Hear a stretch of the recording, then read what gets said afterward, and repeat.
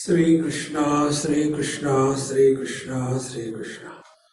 Gurur Brahma, Gurur Vishnu, Gurur Devo Maheshwaraha, Guru Sakshat Param Brahma, Tasmai Shri Gurave Namah, Tasmai Shri Gurave Namah.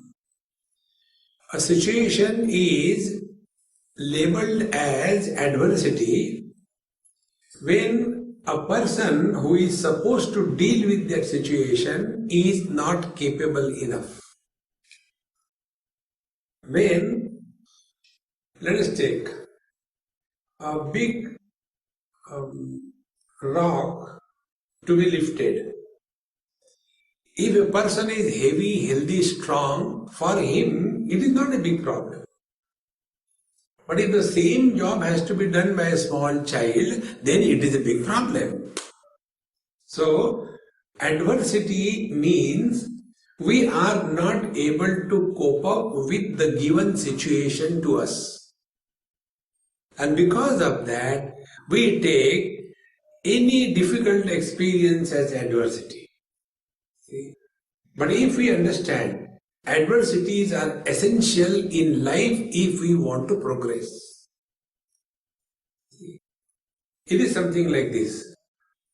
I purchased one very expensive Swiss knife. When I went last time, my hostile, I was staying with my friend. For me, the definitions are different because I don't have good English knowledge. So I coined my own terms.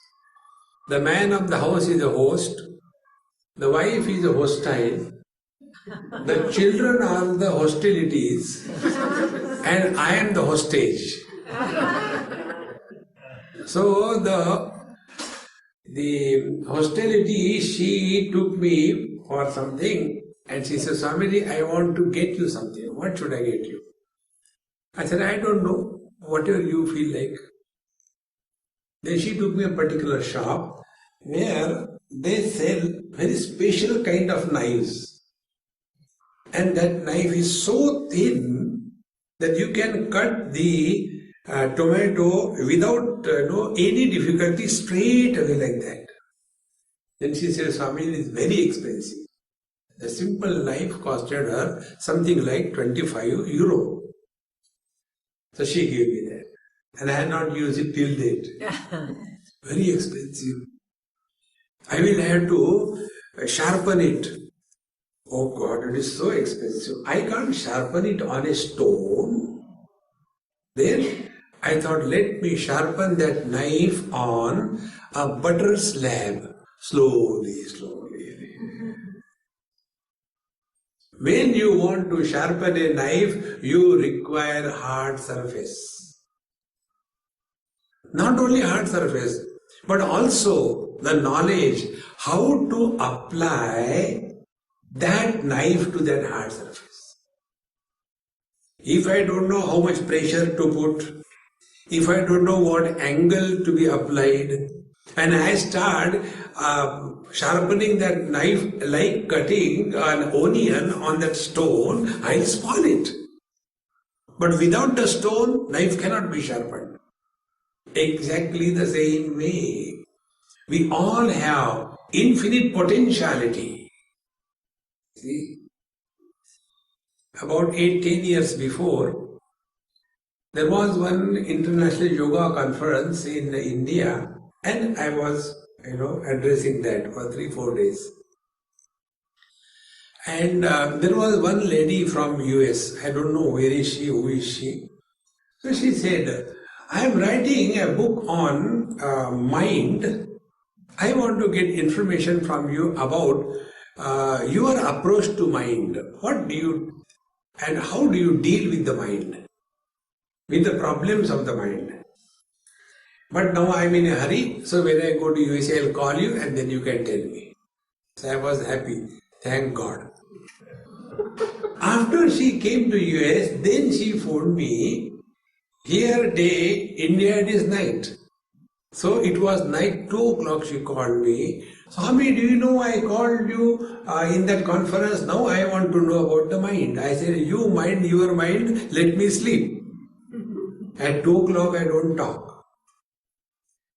Then next day she called me daytime and she said, tell me, I want to write a beautiful book on mind.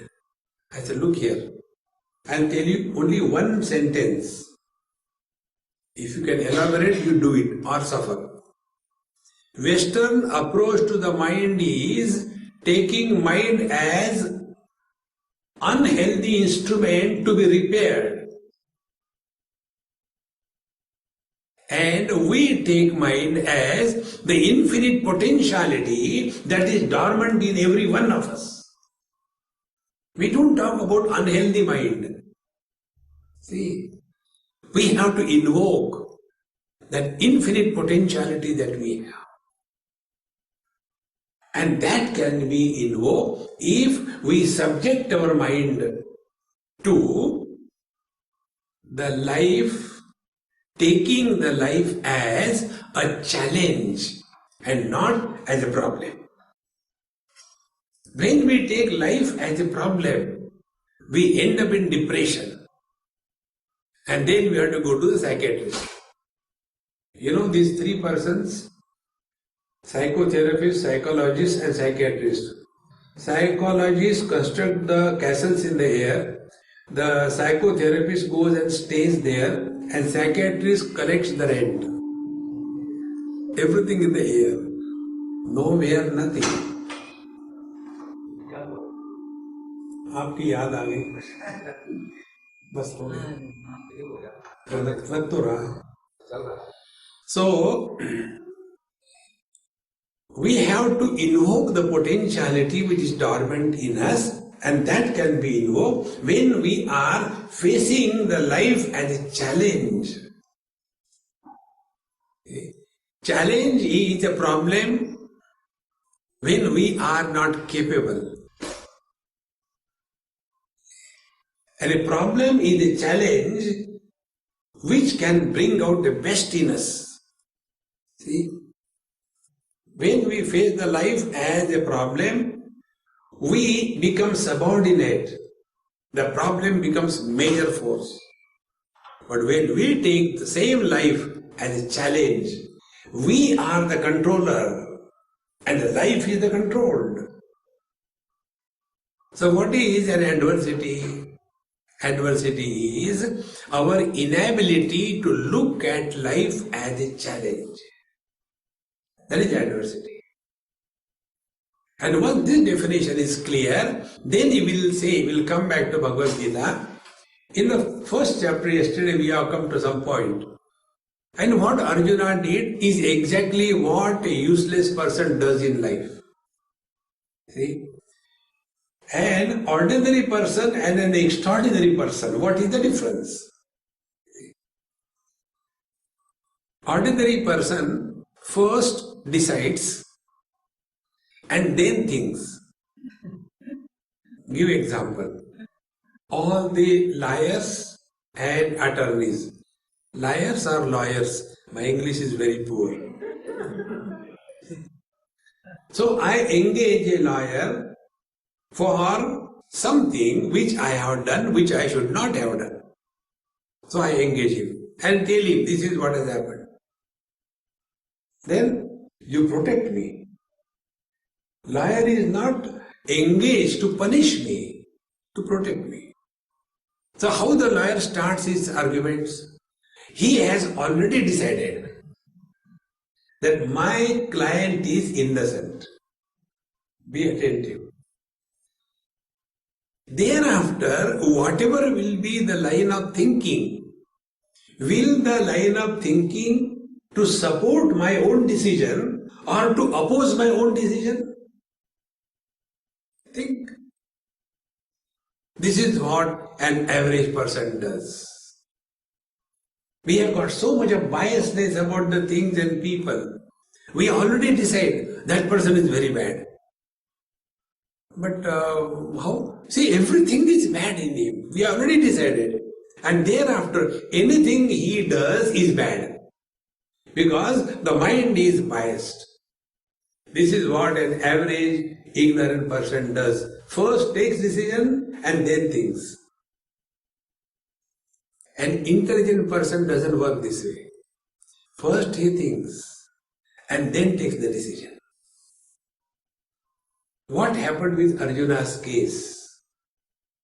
He had no problem of fighting a war.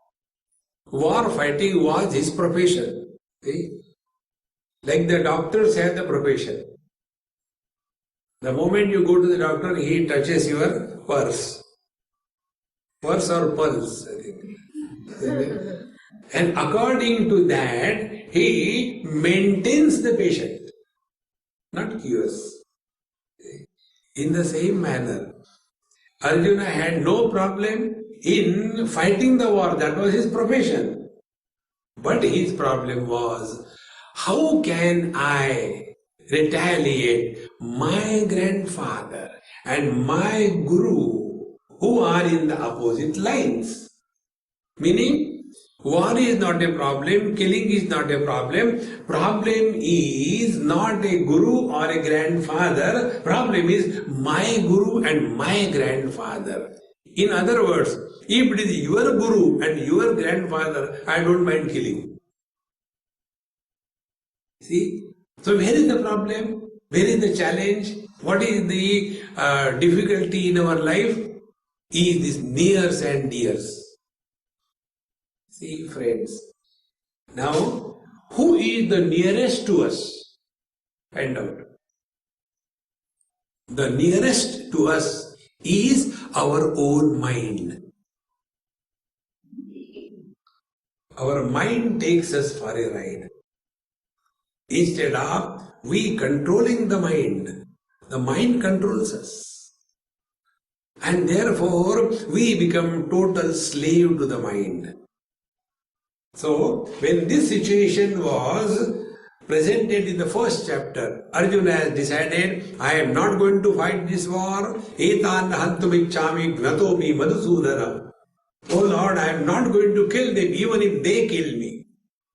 See, these goody fellows are most dangerous. Even if they kill me, I will not kill them. This is not taking the life as a challenge. You are frustrated. See? And when he has taken this decision, Bhagavan Krishna was simply standing with a chewing gum in his mouth. He was cool. For him, there is no adversity in life. Because he was rooted in the divine bliss that he is. And as if Bhagavan Krishna has not understood the situation of the war, Arjuna started teaching the consequences of war to Bhagavan Sri Krishna. And he says, look here, O Lord, if this war happens, all the youngsters will be killed and the society will be left with only kids and the ladies.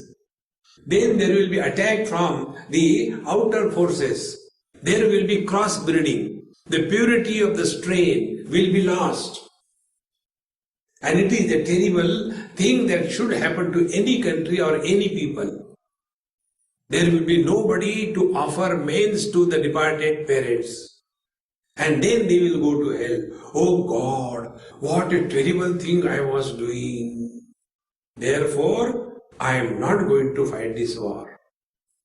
So the challenge was taken by Arjuna as an adversity. And when this thing happened, Bhagavan Sri Krishna did not appreciate Arjuna. You are so good, good people are like that, but you have to do this thing. No! See friends, once in Goa it happened. One of my friend, he was, during Christmas time, I went there for, some program because at that time there are no lectures.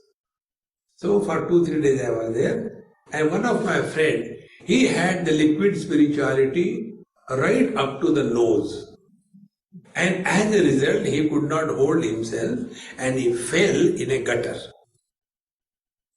So when I saw him, I just, hey, come on. I picked his necktie and pulled him. That is the only purpose of a necktie. Necktie cannot be used for wiping your nose. It's very hard. You will, hurt your nose. Necktie cannot be used for wiping the sweating. It is too small. The only purpose necktie is when somebody falls down, you have to fish it out. So I pulled him out. And after I pulled him out, he said, come on, Swami, come on, join me. What a joy it is. To that person, should I talk a language of decency? My dear friend, you belong to such a great noble family. In your whole family, nobody has touched even egg. Nobody has taken non-vegetarian. Nobody has smoked even a cigarette. Forget about the drinks and all that. To that great family you belong, don't do that. Will you understand? Then what did I do? I gave him one hard. And when I gave him one hard, he couldn't understand what happened. And put him in a taxi and sent to home. Next day when I went, he said, Swami, thank you very much, I was over drunk. Thank you. Thank you for what? One kick. See, friends, a person who is intoxicated by this delusion cannot be taught by wisdom. It is a folly to be wise among the fools. Majority is the rule of fools. Rule of majority. Democracy is the rule of majority, is it not? And majority is always of fools.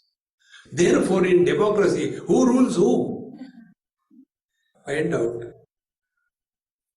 In the same manner, when Arjuna was intoxicated by his wrong notion about the whole life, to that Arjuna, Bhagavan Krishna did not talk in a decent language. He gave him left and right. Klaipyam asmagama partha na etatvai upavadyate. Don't yield to lack of inspiration. See, adversity means functioning without inspiration in life. An inspired person has no adversities in life. See, friends, inspiration is that catalytic agent which can bring out the best in us. See? Take for example, ordinary husband, inspired husband, ordinary wife, inspired wife, ordinary student, inspired student, ordinary teacher, inspired teacher. Inspiration is a common denominator which can bring out the best in us in every faculty of life. Therefore, adversities is that condition when we are not inspired. Inspiration comes from the divinity that we are. Instead of remaining in a mode of inspiration, we are in the mode of perspiration. All the time, frustrated, I don't feel like doing anything, what should I do? I don't feel like living. Others are happy, thank God he's going to die. But he doesn't die, disappoints everybody. See, friends. Therefore, adversity has to be taken as a challenge in life. And this can happen, be attentive, only if our thinking process is corrected. All the problems are born out of wrong thinking. Wrong thinking can be corrected only by a right understanding. Wrong thinking cannot be corrected only by suspension of thinking. No. See, this is here between the yoga and the Vedanta, this is the difference. In case of yoga, they are so much obsessed with the Prakriti, with the matter, that they have only, the ultimate is what? Chitta vritti nirodha yoga. There should not be any thought in the mind, that is yoga. And then they struggle silently, collectively. They sit for meditation, take a bell in the hand, and meditation begin. Meaning what? Now suffer silently. How long? Till the next bell goes, ten. Ah, thank God, it's over. Why should we be afraid of thoughts? See, friends, if I go to the ophthalmologist and tell, sir, when I open my eyes, I can see everything perfectly well. So he will say, it's not a problem, it's a good thing, congratulations. Anyway, pay my fees and go. Then I go to the ENT specialist. You know, my definitions of different professions are different. ENT specialist means he who catches your ear and asks you to pay through nose. If you don't, he cuts your throat. ENT.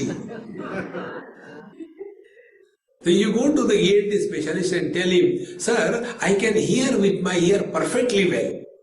It's not a problem. Seeing by the eyes is not a problem. Not seeing is the problem. Hearing by the ear is not the problem. Not able to hear is the problem in the same manner.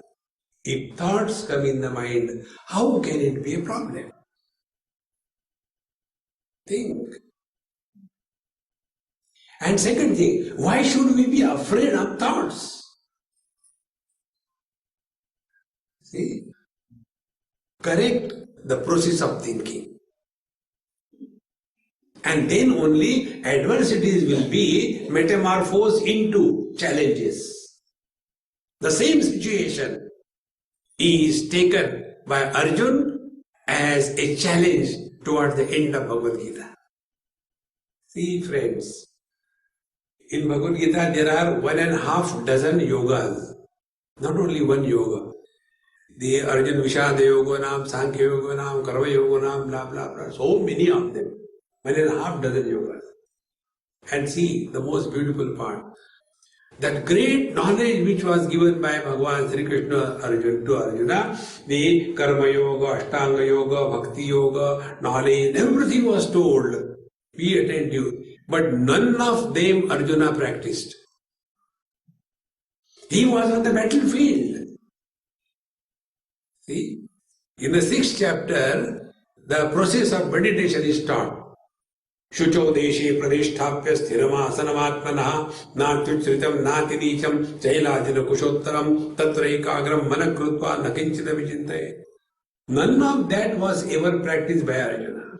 He has not done karma yoga. He has not done path of devotion. He has not studied scriptures, path of knowledge. Then what happened? Be attentive. Adversity is born from a situation when we suffer from a disease called as identity crisis. That is the reason. Arjuna had this identity crisis on the battlefield, whether he is a grandson to Bhishmacharya, whether he is a disciple to Dronacharya, or he is brother and brother-in-law to other people in the opposite army, or he is a warrior on the battlefield. That was the delusion. That was the crisis. And the whole Bhagavad Gita brought out only this one point. See? Arjuna says, Nashto moha smritihi labdha tat prasadat maya chuta stitosmi gada sandeha karishye vachanam tava. Oh Lord, all my delusion is gone. Now I have collected my wits. I know what for I am here. The day, the moment we recognize what for we are in a given place, then life is taken as a challenge. No more as a adversity. See how it becomes adversity and challenge. Take for example. A friend of mine in Australia is a very good doctor, surgeon, and he is expert in doing appendix operations. To such an extent I used to make fun with him. I said, you have become so expert. You must be, while talking to the patient, just put your finger straight away without anesthesia into his stomach and pull it out and throw it away. Done. Swamiji, you are good in expression, but that is true. I have performed so many operations. Now I have no tension about it. And it so happened, his son was to be operated again for the same thing, appendix. And then he engaged another doctor. I said, why don't you do? Swamiji, I don't know. I won't be able to do that. Be attentive. Why? In other cases, he was a surgeon. But when the patient is the son, he became a father. Where the expertise of the surgeon has disappeared. Identity crisis. Nothing else. See, friends. Therefore, wherever there is identity crisis, we look at the situation as adversity. It is not. To that deluded, despondent Arjuna, Bhagavan Sri Krishna started with the first instruction to come out of this adversity mode in life. Let us live every day in an inspired mode. An inspired person is never tired. An inspired person cannot be destructive. An inspired person is relaxed. An inspired person is able to achieve that which an average person cannot achieve. And an inspired person outwits his own earlier performance. There is a constant growth in his beauty of expression of life. Because he is inspired. He is not leading a life mechanically. We get up in the morning, oh God, what is the time? Oh, it is now 6:42. It's an odd figure. I think I should get up at 7 o'clock. And then go to sleep. Why waste time?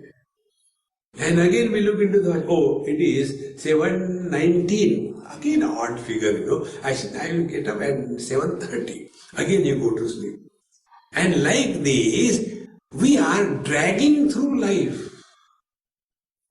See, an inspired person is like a rubber ball. The moment the job is done, he is fresh for the next challenge. See, friends, and this is possible only if our understanding of life is clear. So the first understanding the teacher gives, live every moment in an inspired mode. Inspiration begins from the bliss that we are. Now the second thing is common sense. Adversity affects those who lack common sense. And what is the common sense? Which is most uncommon with most of the people. Common sense is very less. Now there the teacher gives an example. Arjuna, can't you think in this line of thinking? Matras parashastu kaunteya shitoshta sukhadukkada agama apayina anityaha tan titikshasva bharata. Hey Arjuna, any experience, any interaction that you have with the world through your sense organs or mind or organs of action or intellect, any interaction in this world means any experience. There is a common biography of every experience. Whether that experience is joyful or miserable, sukha dukkhada, whatever it may be. And what is the biography? Every experience begins in time, remains for some time, it ends after some time. Like this satsanga lecture began at a particular time. It is continuing some time. It will end after some time. Thank God. Then what is to be done? Tan titikshasva bharata. What cannot be cured should be endured is a pathetic call of the English literature. Why should we endure? Bhagavad Gita says, what cannot be cured, should not be endured, should be enjoyed. Conversion of endurance into enjoyment is the creed of a happy person. See, friends. Now look within. Any experience that has happened in our life, good or bad, as the time passes, the impact of that experience starts becoming very weak and it goes away. See, friends, if we are able to maintain our equanimity, equipoise at the time of happening of the terrible experience, then alone we are facing the life as a challenge and not as adversity. See how it is taken as adversity. There is one girl in San Jose, very sweet. Now she has completed her graduation, I think, in engineering. Very intelligent girl. When she was small, maybe class 4 or 5 or 6, something like that, you know, among Indians, there is a very funny competition. One lady says, my son goes for playing tennis, you know, I had to take him for tennis. Now the other lady, she has got a daughter. That's the prestige issue. My daughter also goes for Bharatanatyam. Now this Bharatanatyam, you should have the DNA in you, then only you can do that. But competition. And then this girl, she was taken under compulsion for learning Bharatanatyam, which she doesn't know anything. Their whole family doesn't know Bharatanatyam. And she started doing that Bharatanatyam. What is Bharatanatyam? Hitting the floor, innocent floor for nothing.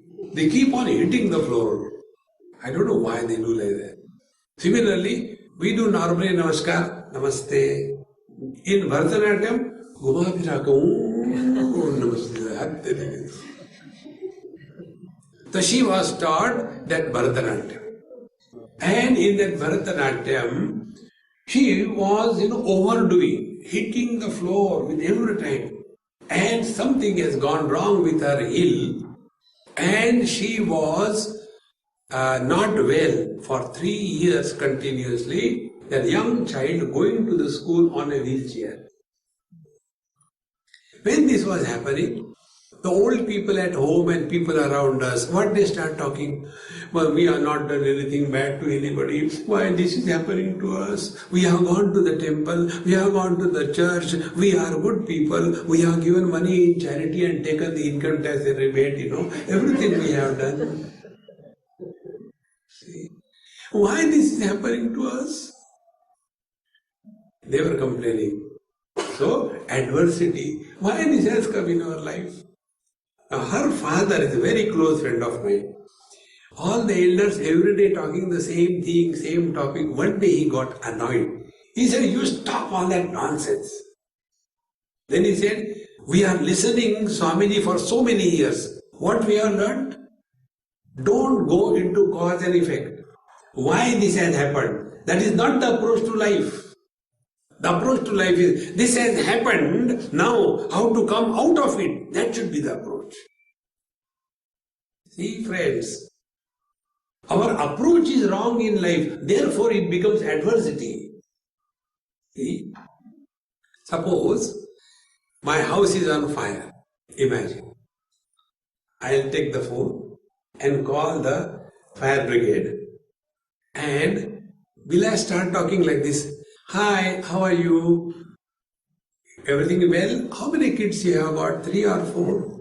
Are they studying? And how is their health? And how many wives you have got? That person, hey man, what are you talking? No, just my house is on fire. If you can get time, will you please drop in? Will you call like that?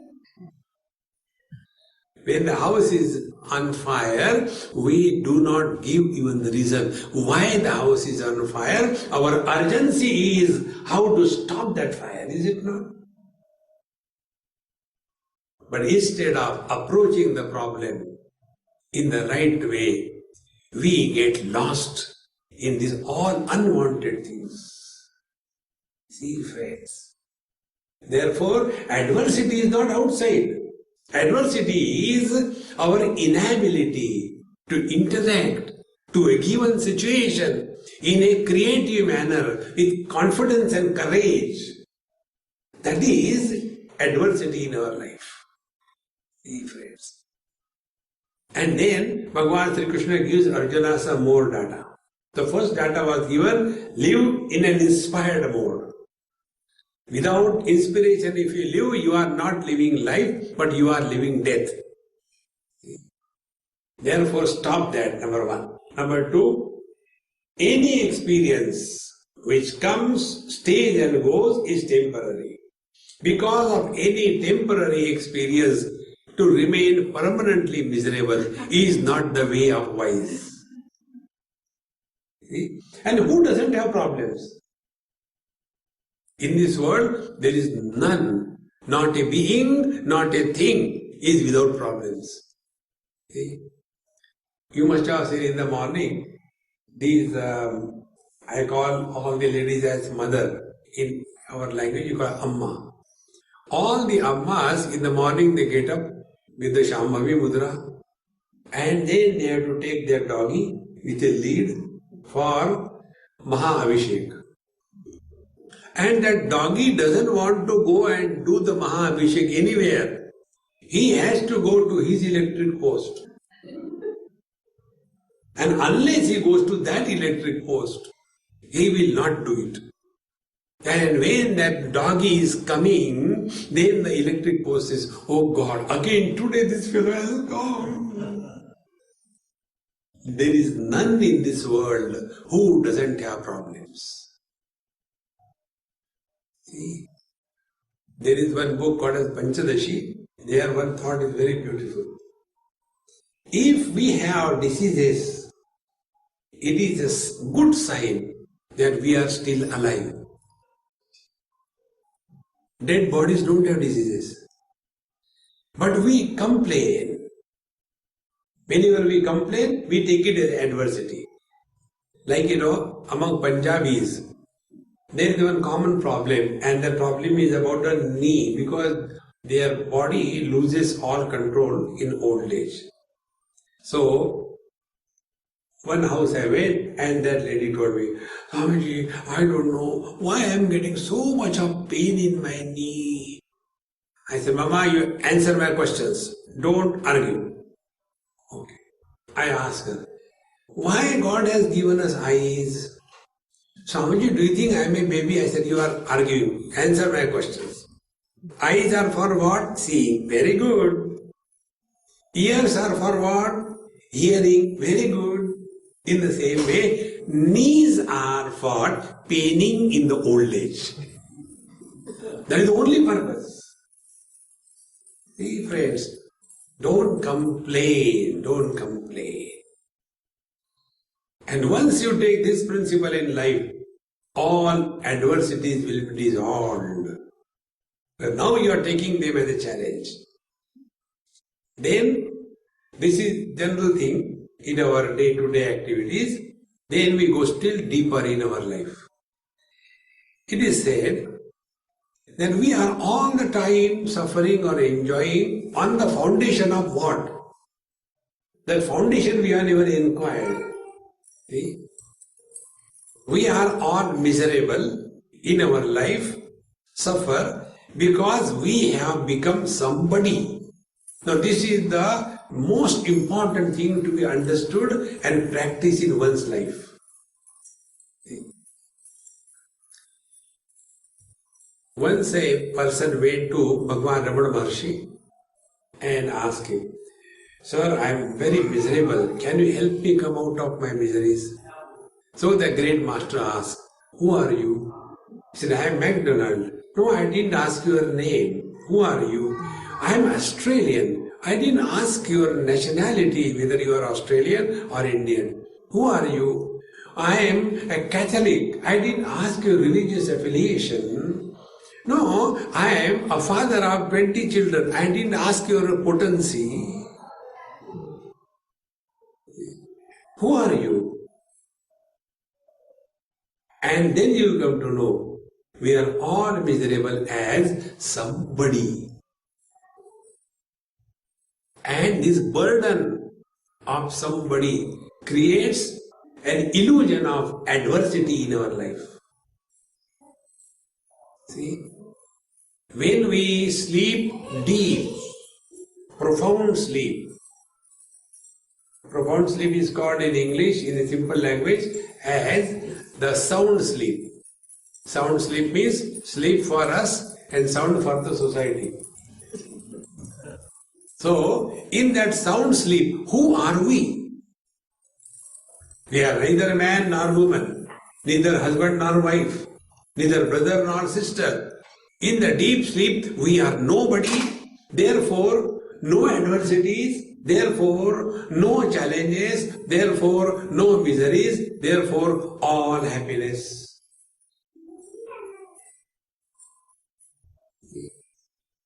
Be attentive. In deep sleep, we are all happy.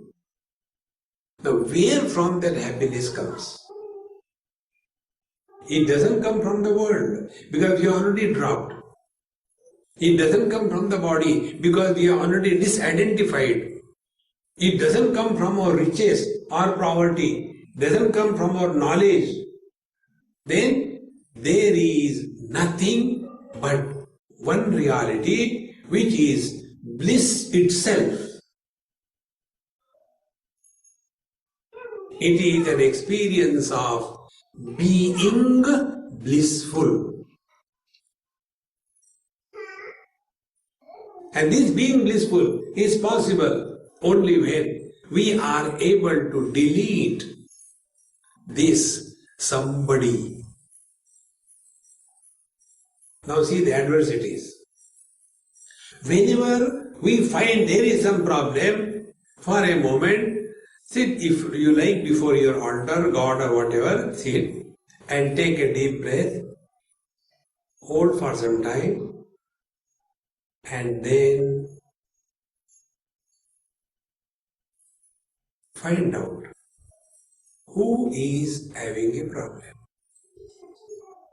Then you will come to know mother, father, brother, sister, husband, wife, they are having problem. See friends, it is one of the most important spiritual practice to convert the adversity into an asset, and that asset leads to discovery of the bliss that we are. Take one example. When our dreams are beautiful, lovely dreams, such dreams never break. Like suppose you are sitting on a huge kind of motorcycle. Today when we are coming from North Carolina, on the way so many funny things happened, and I saw one motorcycle. The handle was like this, and he was down, down, down, down. It's a punishment. Hand should be down normally, isn't it? Unless you are a monkey. So, when we are driving a car, anything, are we at peace or not? We are extremely disturbed. And then we get tired. See? So, I was sitting in my dream. Oh, I was sitting on a beautiful, huge motorcycle. Dream is dream. And behind me there was some lovely girl. And we are going in Switzerland. Such a dream will never break. But in that dream, my motorcycle skids and goes into a deep valley. Oh, immediately the dream breaks. Be attentive. Dream is an illusion. The joy or experience of the dream is also illusion. The accident in the dream is also an illusion. But illusion can be destroyed only by illusion. And when that dream has a bad event, the dream breaks and I come out of the dream. Be attentive. When I come out of the dream, will I go to the hospital? I had a very bad accident. Can you check me? No, because it was just a dream. I came out of the dream. Be attentive. When that dream had a bad accident, apply the same principle. In this waking dream, when everything is happening, goody goody, goody goody, goody goody, such a dream will never break. But when in this waking dream, something which we can't even imagine in our wildest imagination, when that thing happens, then this waking dream breaks. And when this waking dream breaks, the direction of our life changes.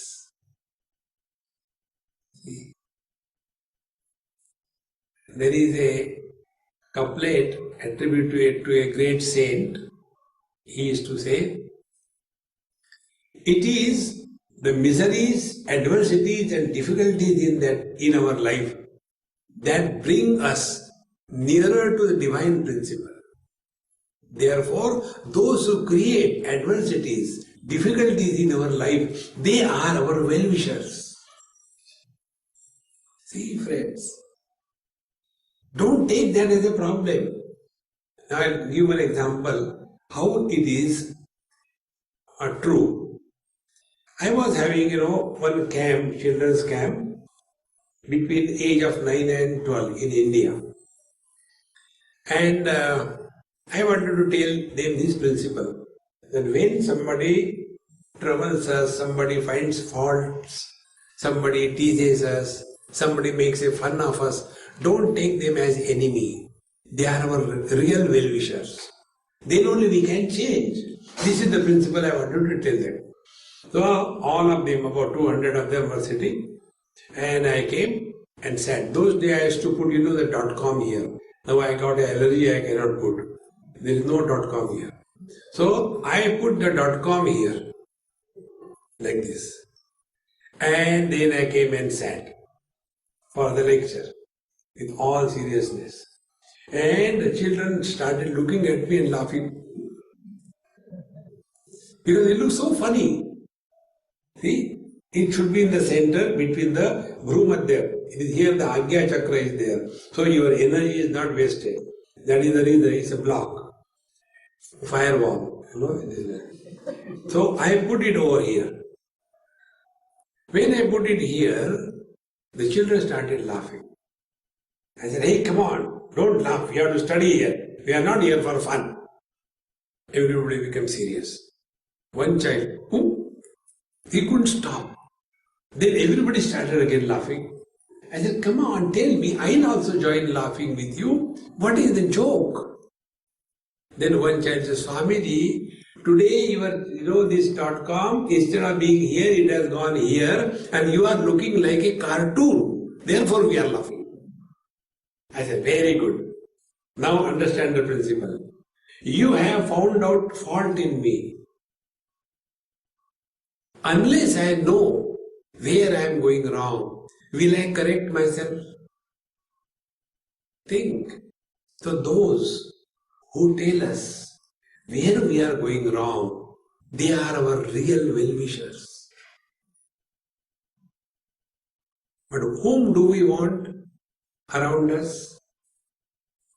Only those people who will go on praising, oh, you are so nice, oh, you are so good. See, this is my regular experience. One of my professional hazard is, I have to take food in different houses. And not only that, I have to praise the food. Now, how many times can you tell lies? So I have discovered a technique. Before eating the food, I say, oh, the food is lovely, wonderful.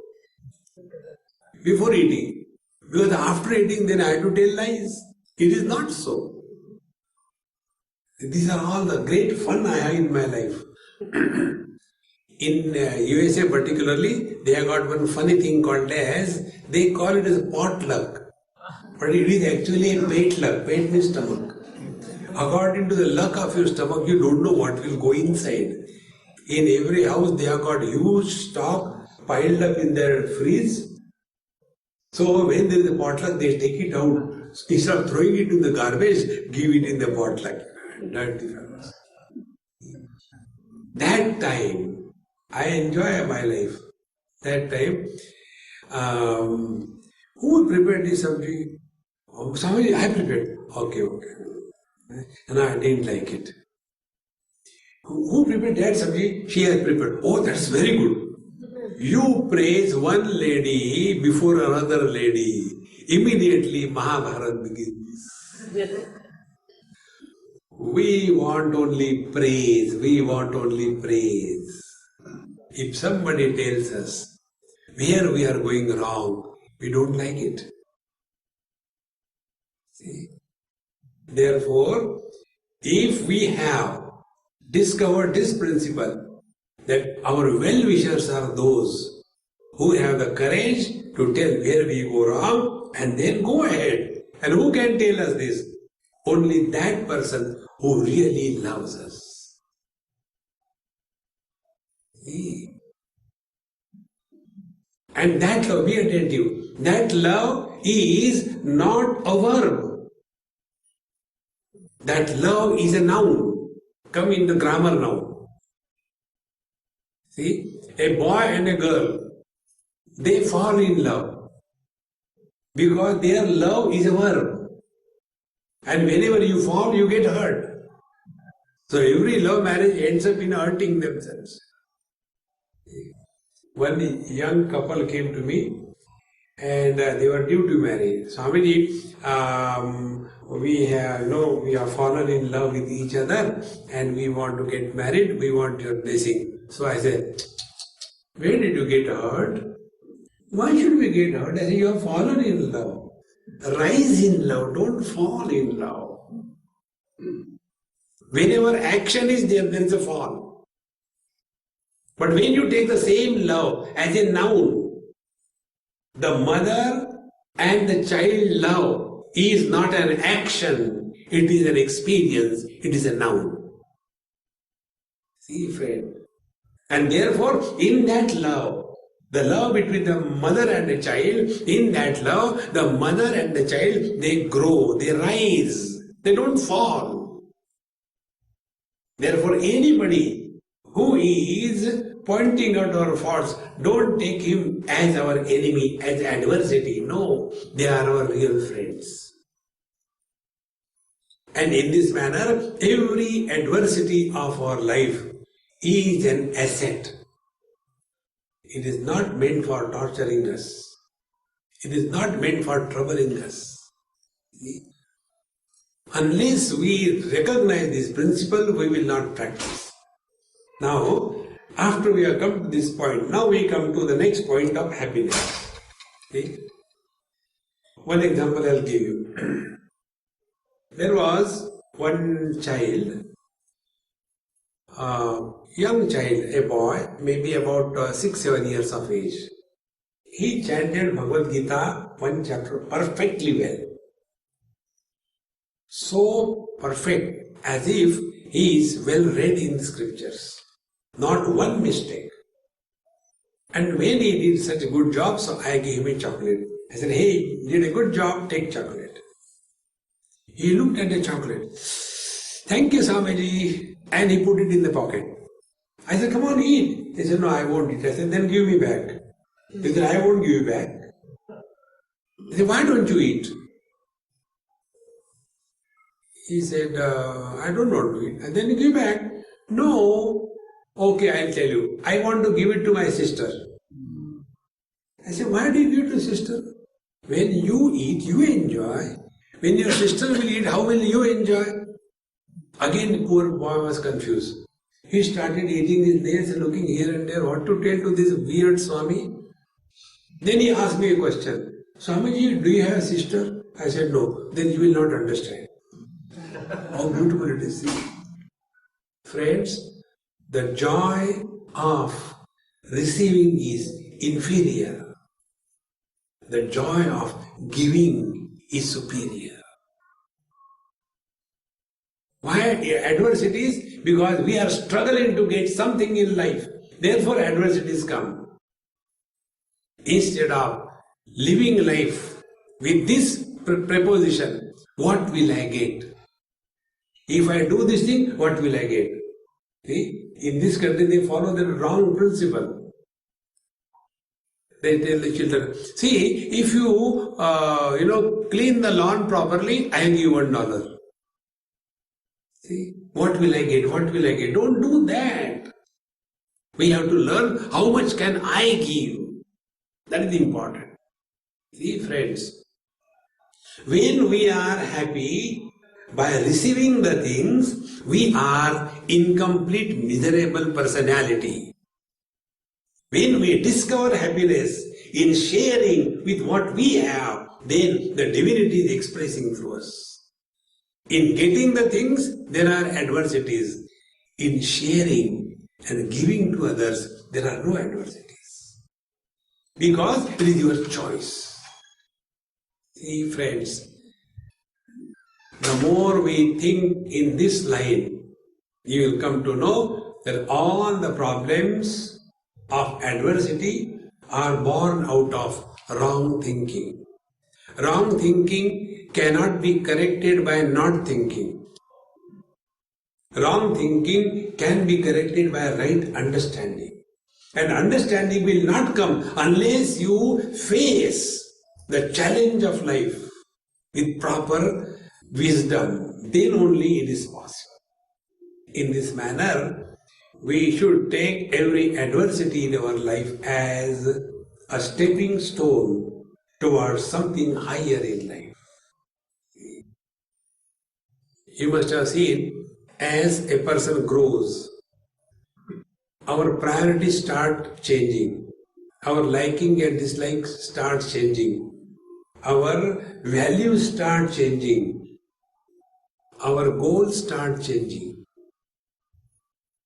As many things we used to collect during our childhood or early marriage, when the same couple has become 60, 65, then all these collection things do not attract. Because these things can never give us eternal happiness.